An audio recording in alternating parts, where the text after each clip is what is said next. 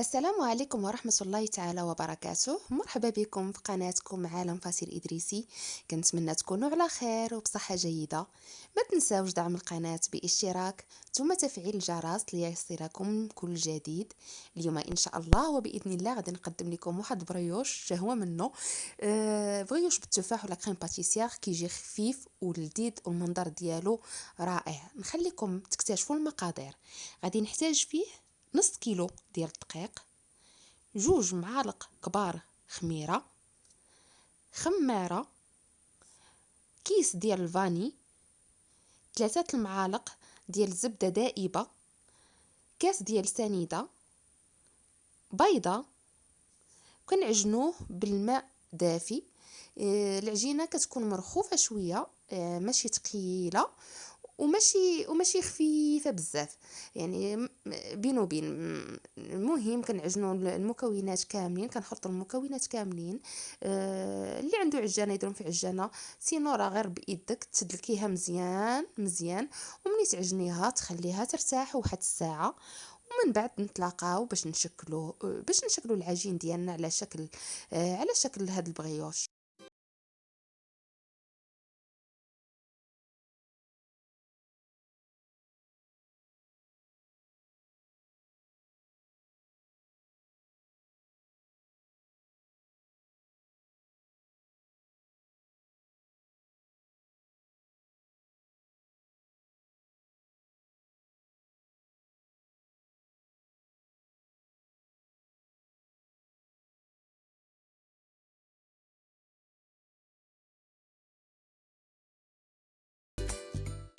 من بعد ما خلينا العجين ديالنا ارتاح واحد الساعه تقريبا، كان ندلكوه. كنعاودو ندلكوه يعني باش نخرجوا منه داك الهواء. وصافي كنشكلوه على شكل كويرات متساويه الحجم، على حسب نتوما الحجم اللي بغيتو ديال البغيوش، صغير او لا كبير. المهم تقريبا يعني الكويرات يكونوا متوسطين ونفس نفس الحجم. غادي نشكلوهم وغادي نخليهم يرتاحوا ونتلاقاو من بعد.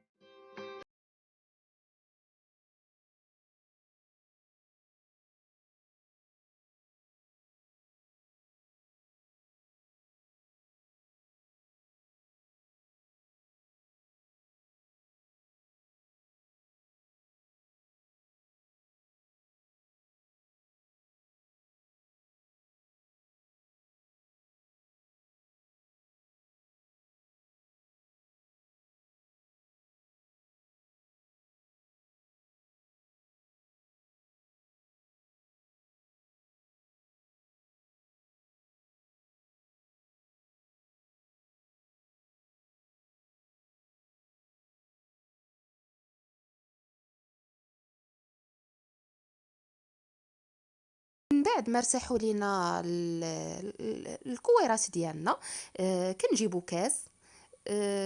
باش غادي نديرو حفره الوسط ديال العجين. المهم هنا غادي نحتاج لا كريم باتيسير. انا هنايا درت غير لا كريم باتيسير زعما الجاهزه، يعني وجدتها، يعني العاديه، هذيك ديال هذيك الغبره. وهنا احتاجيت تقريبا واحد 2 تفاحات قطعتهم شرائح رقاق. صافي من بعد كنشكل البريوش ديالنا على هذا الشكل. كندير حفيرات في وسط الكويرات ديالنا، وكنعمرهم بهذيك لا كريم باتيسير. ومن بعد كندير فوقهم هذاك التفاح، وكنزين باصفر البيض. كنكمل على هاد العمليه حتى كنسالي الكميه اللي عندي، وكندخلهم الفران يطيبوا، ونتلاقاو باش نشوفوا الشكل النهائي.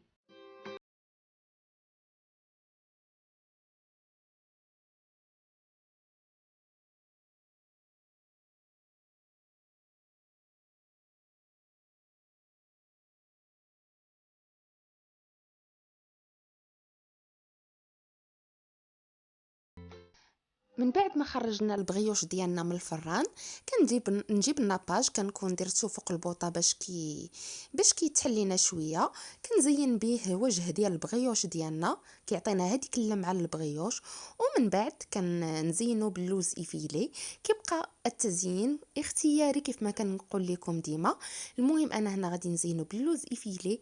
بغيتو ديروا اللوز ديروا، بغيتو ديروا اي حاجه عندكم ديروها، يعني تنسجم الحاجه اللي تنسجم لينا مع الشكل ديال البغيوش. ولا ما بغيتوش ديروه ما ديروش، يعني كذلك كيبقى المنظر ديالو جميل.